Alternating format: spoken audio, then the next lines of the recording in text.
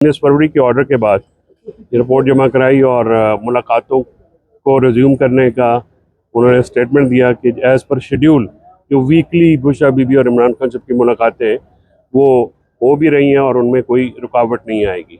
तो अदालत ने उनके बयान की रोशनी में ये तौहीन अदालत की दरख्वास्त निपटा दी है।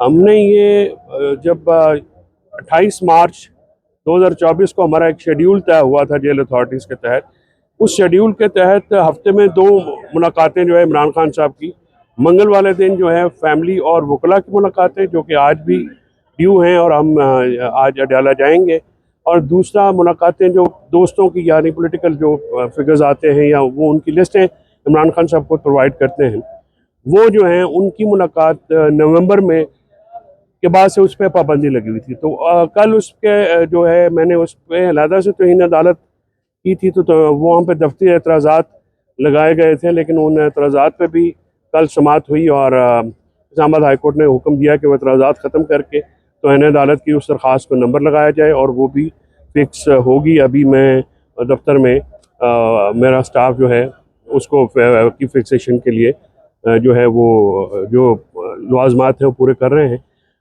जहाँ तक कि इमरान खान साहब की सेहत से मुतालिक कुछ अफवाह साजी की गई थी, तो कल मुझे जेल अथॉरिटीज़ ने बताया कि वहाँ पे जो प्रिम्स के 4 डॉक्टर हैं वो उन्होंने चेकअप किया है और इमरान खान साहब के कोई ऐसा प्रॉब्लम नहीं है, वो सेहतमंद हैं। अब इस चीज़ को जो है फर्दर हम जाके इमरान खान साहब से, क्योंकि आज मुलाकात होगी, बुशरा बीबी की भी होगी, बुशरा बीबी की अपनी फैमिली के साथ भी मुलाकात जो है और अपने वो लॉयर्स के साथ भी होगी, तो फर्दर जो है वो कंफर्म हो जाएगा। और अगर कोई ऐसी शिकायत आती है तो उसके लिए जो भी लीगल रेमेडी है वो इंशाल्लाह हम लेंगे। और इस पे मेरी एक गुजारिश ज़रूर होती है तमाम दोस्तों से कि देखिए, स्पेकुलेशन जो है ना, अफवाहसाजी से जो है वो परहेज़ किया जाए, और लाजमी है कि अगर आपने कोई बात करनी है तो लीगल टीम से या पार्टी के जो ज़िम्मेदारान हैं उनसे बात कर कीजिए, क्योंकि इस तरह की जो फिर अफवाहसाजी होती है उससे हमें अपना काम करने में प्रॉब्लम होती है। हम हर वक्त इमरान खान साहब की सेहत और ज़िंदगी के बारे में बहुत ज़्यादा कंसर्न रहते हूँ। मैं हर वक्त जो है जेल अथॉरिटीज़ के साथ राब्ते में रहता हूँ, रोज़ाना की बुनियाद पर रहता हूँ और इस बात को इंश्योर करता रहता हूँ कि उनको कोई प्रॉब्लम ना आए। उनसे मुलाकातों पे जो है वो हफ्ते में एक मुलाकात है, वो हमें एक शिकायत है कि हम उनसे ज़्यादा मिलना चाहते हैं, ताकि जो हफ्ता अक्टूबर में उनके साथ एक सलूक किया गया था वो हम बिल्कुल उस पर अब एक समझौता नहीं करते और उस पर मुसलसल हम जेल अथॉरिटीज़ के साथ राब्ते में रहते हैं। उनके आर्टिकल की काफ़ी धूम है और मैंने देखा है कि कुछ लोग जो हैं वो जो कि ना पढ़े लिखे हैं, ना खुद पढ़ने की कोशिश करते हैं, तो वो ये समझते हैं कि जो उनका आर्टिकल है वो कहीं और से आता है। तो आर्टिकल वो खुद लिखते हैं, सोच उनकी है, अल्फाज भी उनके हैं, और आर्टिकल में उठाए गए नुकात बहुत ही इम्पॉर्टेंट है।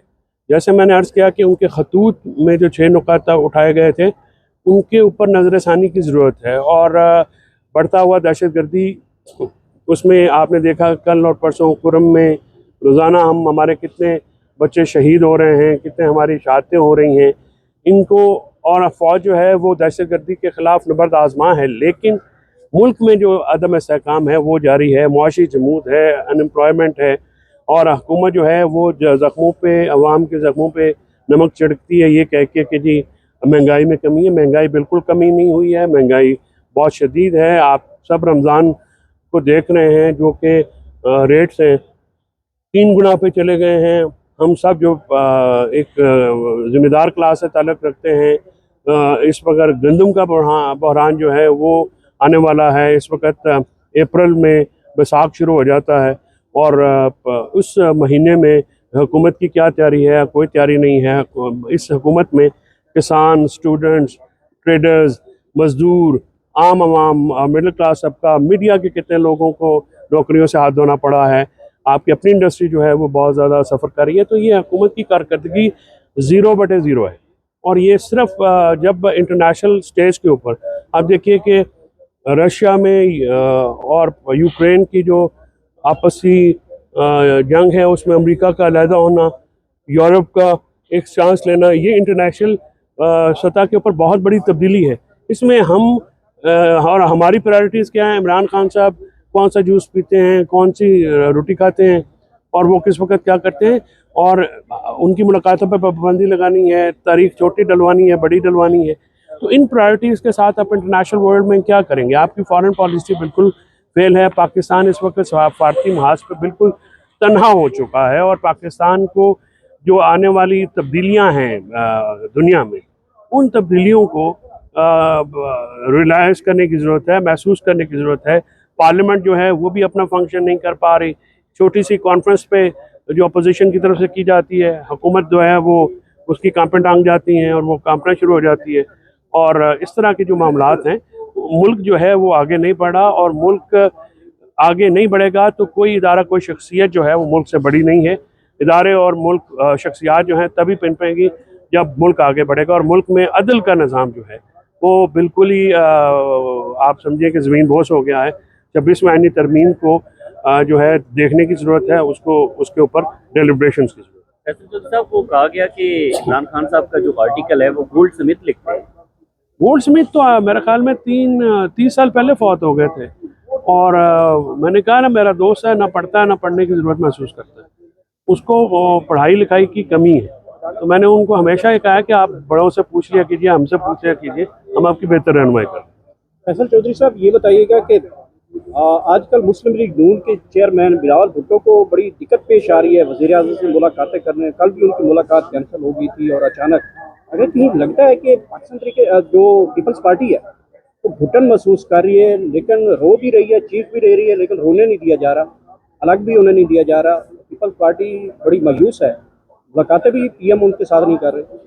पीपल्स पार्टी का हाल वो है जो, अब मिसाल मैं क्या दूं कि खुद ही वो उन्होंने शादी की है और अब इस शादी से नाखुश हैं, और अब वो कह रहे हैं हम अम्मा अब्बा को के वापस जाने दें। तो उन्होंने कहा कि बेटा खुद ही किए खुद ही भुगतो। तो उनका हाल तो ये है।